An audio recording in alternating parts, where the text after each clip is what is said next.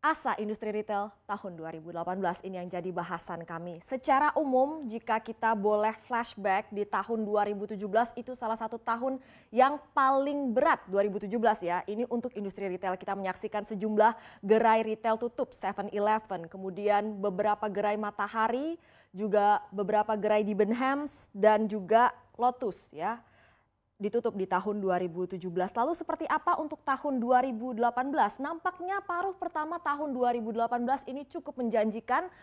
Pada semester 1 tahun 2018 ini industri retail tumbuh 15%. Kita lihat nanti apa yang menjadi pemicunya.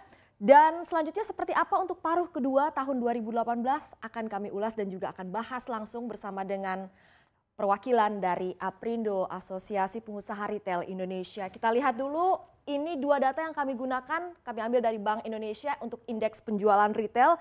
Ini terlihat ada lonjakan pada bulan Mei dan juga Agustus untuk indeks penjualan real ya, IPR. Ini 8,3% terjadi pada bulan Mei. Kita ingat ini adalah bulan Ramadan, bulan di mana THR sudah mulai meluncur dan orang juga berbelanja ya jelang Lebaran yang terjadi pada bulan Juni. Kemudian tahun 2018 juga ada lonjakan indeks penjualan real 6,1%, itu pada bulan Agustus. Momentumnya adalah Asian Games dan juga Hari Kemerdekaan Republik Indonesia. Dan kita lihat sekarang angka indeks keyakinan konsumen atau IKK ini adalah persepsi masyarakat mengenai kondisi ekonomi saat ini dan juga di masa yang akan datang. Yang paling tinggi untuk tahun 2018 ini terjadi pada bulan Juni. Sekali lagi ini karena efek Lebaran ya. Masyarakat pandangannya terhadap perekonomian optimistis pada saat bulan Juni, Lebaran. Kemudian jatuhnya ini pada bulan Oktober. Salah satu sentimen pemberatnya adalah tentu saja yang sudah dirasakan masyarakat, yaitu pelemahan nilai tukar rupiah. Kemudian juga kenaikan suku bunga acuan Bank Indonesia 7-day reverse repo rate yang sejak Mei 2018 hingga akhir tahun ini sudah naik 175 basis poin, efeknya sudah mulai dirasakan oleh masyarakat. Dan kemudian juga harga BBM yang naik, ini khususnya untuk Pertamax Series, kemudian Dex Series, dan juga untuk biosolar non-PSO. Efeknya sudah mulai terasa sehingga indeks keyakinan konsumen pada bulan Oktober ini melemah. Kemudian kita lihat data selanjutnya. Disrupsi pasar retail konvensional, apa saja sih yang menjadi disrupsi industri retail di tanah air? Dikatakan 3 tahun belakangan 2017, 2016, 2015, bahkan 2014 sudah mulai terasa beratnya untuk industri retail itu karena pertumbuhannya sekitar 7-8% saja menurut asosiasi. Jadi kita lihat apa yang menyebabkan industri retail ini berat ya. Kita lihat yang terutama adalah pasar e-commerce.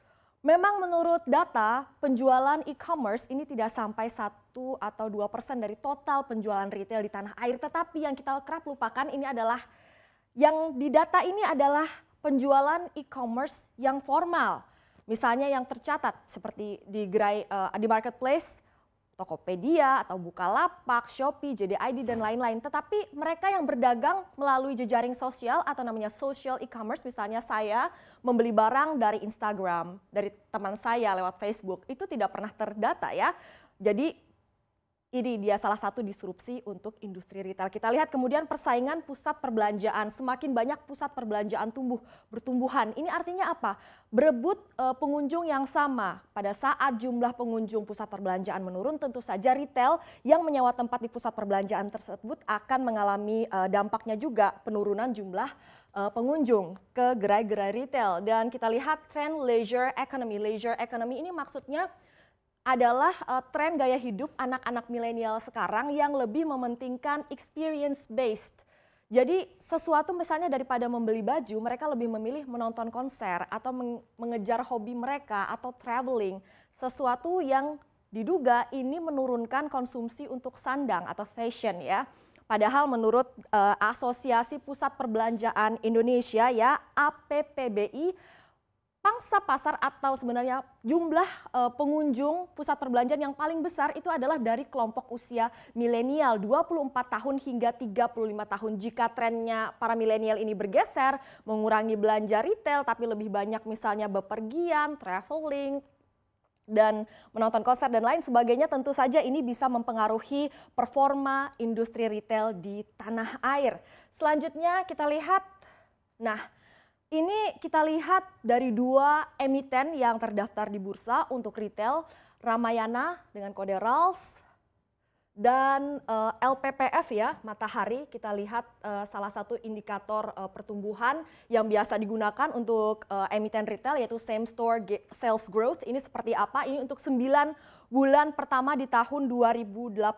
Kita lihat ada perbaikan, terutama di sini dialami oleh Ramayana dari yang pada tahun 2017 9 bulan pertama mengalami kontraksi untuk same store sales growth-nya. Pada 9 bulan pertama di tahun 2018, ini data terakhir yang kami dapatkan, ada pertumbuhan 2,4% untuk same store sales growth-nya. Dan begitu juga dengan Matahari Department Store, ini juga mengalami perbaikan dari same store sales growth-nya dari 9 bulan pertama Januari hingga September tahun 2017, 2,7% meningkat pada tahun yang lalu, yang baru saja kita lewati 2018, dari Januari sampai September ini angkanya di 4,4%. Jadi ada asa memang di sini ya.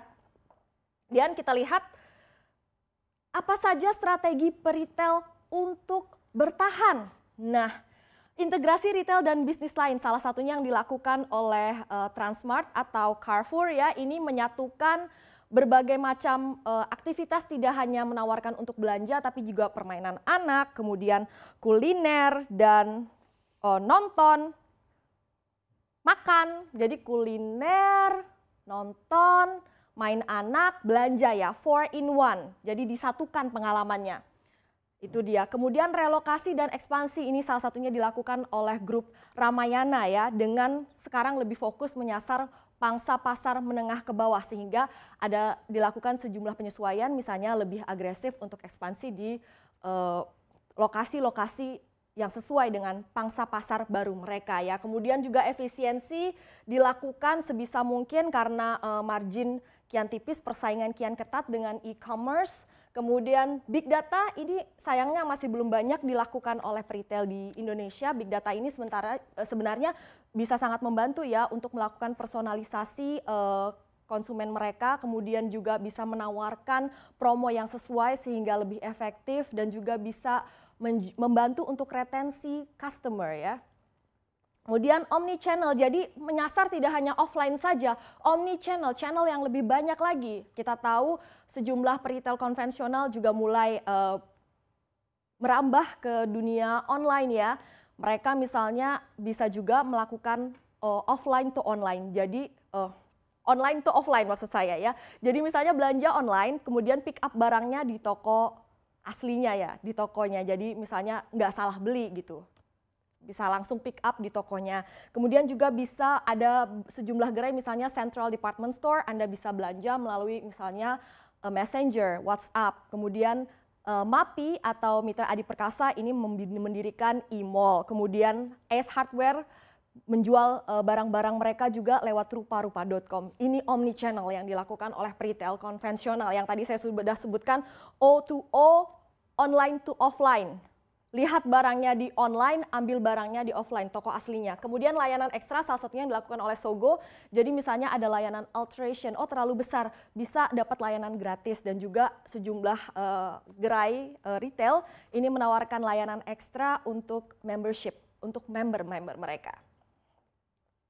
Kita lihat, ini dia Ketua Aprindo menyatakan karena kita menyaksikan sejumlah gerai retail tutup, pada saat itu Roy Mande mengatakan, saya pikir jangan takut soal toko retail yang tutup, itu semata bagian untuk ke jalan yang lebih baik. Serta mereka juga mengharapkan agar adanya relaksasi dari pemerintah. Apa maksudnya relaksasi dari pemerintah? Kita tahu persaingan ketat ini dihadapi retail offline dengan retail online. Misalnya agar perlu dirumuskan kebijakan yang tidak saling mematikan bisnis. Kita tahu ini misalnya salah satu yang menjadi harapan industri retail adalah kesetaraan pajak. Kita tahu industri retail konvensional membayar pajak PPN 10%. Kemudian saat mereka membayar sewa tempat juga terkandung di dalamnya komponen PPH atau pajak penghasilan ini 10%. Kemudian regulasi aturan retail online ini mereka perlukan juga. Kita tahu Profesor Universitas Indonesia Ari Kunchoro sempat menyebutkan bahwa e-commerce ini adalah industri yang unregulated, unsupervised, dan free. Free, tidak membayar pajak. Tentu saja ini tidak fair bagi industri retail konvensional yang harus membayar sejumlah pajak. Dan juga diminta ada kesetaraan dalam sisi kebijakan. Misalnya industri retail diwajibkan untuk menjual barang-barang yang ada SNI-nya, ada standar nasional Indonesia-nya. Sementara untuk e-commerce tidak ada yang mewajibkan mereka harus menjual barang-barang dengan yang lewat uji SNI misalnya. Kemudian bagaimana untuk tahun 2018 ini data yang terakhir kami lihat untuk penjualan retail itu diperkirakan akan berada angkanya di 240 triliun. Katanya lewat ya, sudah. Jika demikian maka ini pertumbuhannya berarti sekitar 10%. Adapun untuk tahun 2017 ya 215 triliun. 215 triliun tahun 2017 ini hanya naik 7% saja. Kemudian untuk tahun 2018 ini data yang terakhir 240 triliun atau diperkirakan naik 10%.